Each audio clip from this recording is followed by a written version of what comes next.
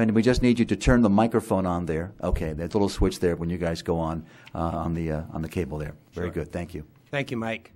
And thank you also to Jennifer and Eric and the Somersworth Chamber of Commerce for hosting this event.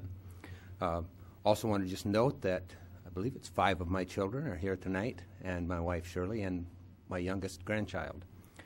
I have 38 years of business experience, over 30 years of that in New Hampshire here in District 6. I look forward to applying that experience to bring fiscal responsibility and our founders' concept of limited government back to our state.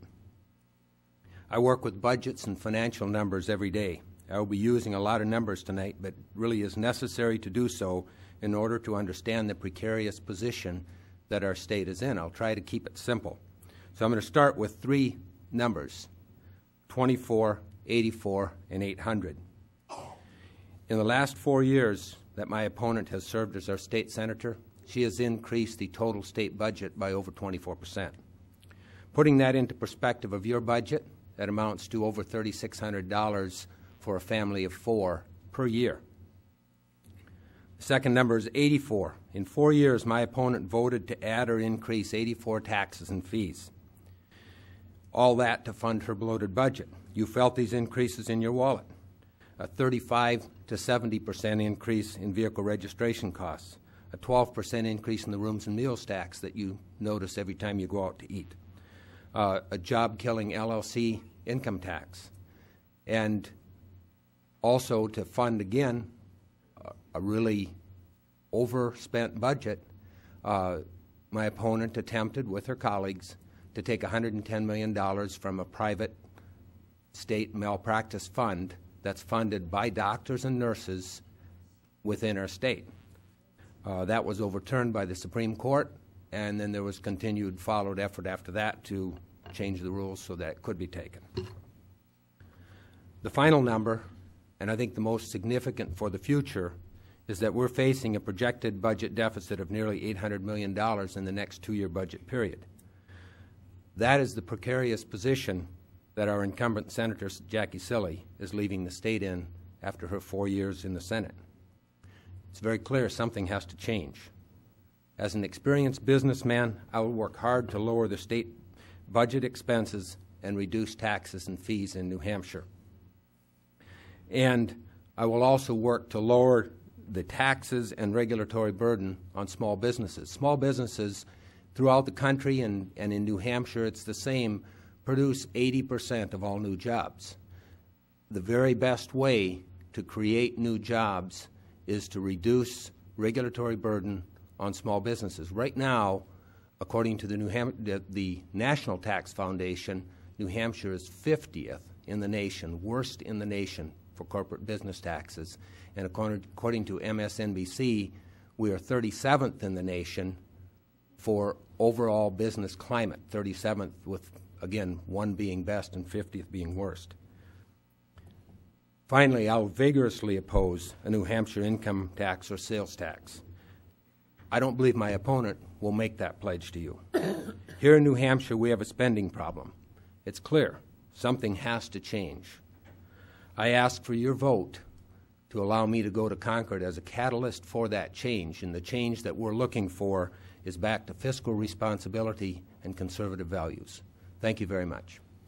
Okay, thank you, Fenton. And Jackie, you have 5 minutes for opening remarks. Thank you. Thank you to the Chamber and to you, Mike, for moderating this, and thank you to the audience here and at home. I deeply appreciate your willingness to understand the issues and our positions, because elections should be more than about mere partisan politics. They should be about the individuals who ask for your vote, what motivates them, how they will serve you, whether they will independently carry the voice of District 6 with them to Concord. My hope is that you will compare and contrast what you see tonight as your options for the District 6 race and ask yourselves several very important questions. Why do we want to be elected to this position? What, if any, agenda do we have? Are we giving you accurate, verifiable information? Because if we're not, how can you trust us when we get into office?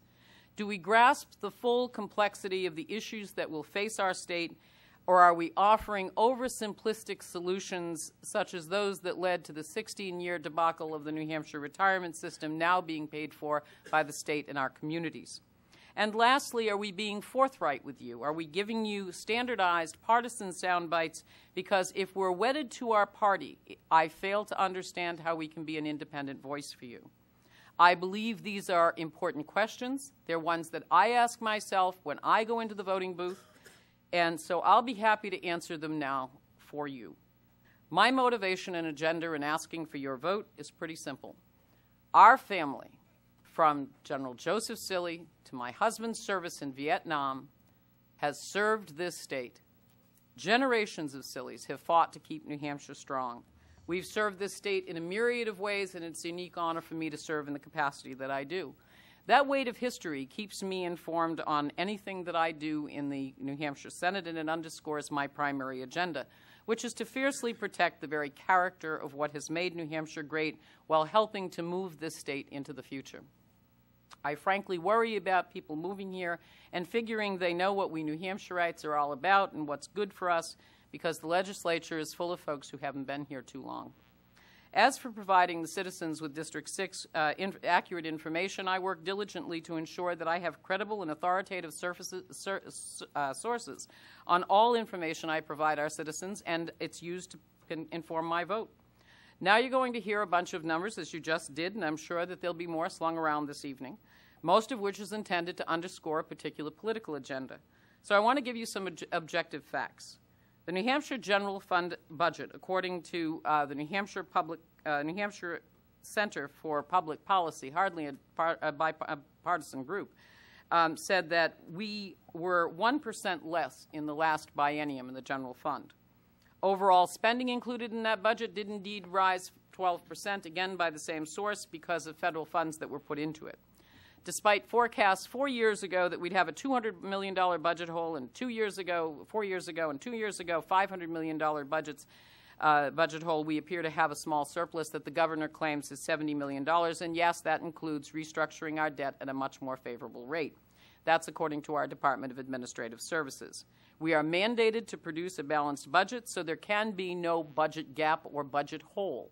We are going to have to put our shoulder to the wheel and match revenues with, with expenses. With complex problems, I pride myself in the amount of research I do. I demand to know the legislative history of any issue. For example, I've reviewed legislative history on the New Hampshire retirement system going back as far as the mid-1970s, when Mel Thompson suspended payments to that system, and in the 1980s when John Sununu tried to take the money and a constitutional amendment had to be put in place to prevent that ever happening again. Those were some of the problems that the system has dealt with.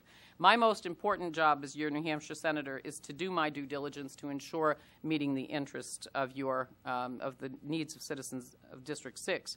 As for partisan sound bites, anybody who knows me knows I don't have much use for them because, frankly, I just think that everything I say has a pearl of wisdom to it, and I like to craft my own words. You know, what can I say? And I just don't like using somebody else's. So nobody sent me with talking points tonight. I actually made these up all on my own from independent sources. You deserve answers to the same questions from my opponent. I worry that his motivation goes beyond simply economics and extends to social issues that should be a concern. Although he hasn't talked about it much in this election cycle, he's on record in the forum in Nottingham as saying that, to wit, intelligent design should be taught alongside the theory of evolution in the schools. The theory of evolution in the schools. I don't know about you, but I'm adamantly opposed to mixing religion with our public schools. I have grandchildren there of different persuasions. I want their parents to inform them at home. Jackie, your time has expired for opening remarks. Okay, that's good. Okay.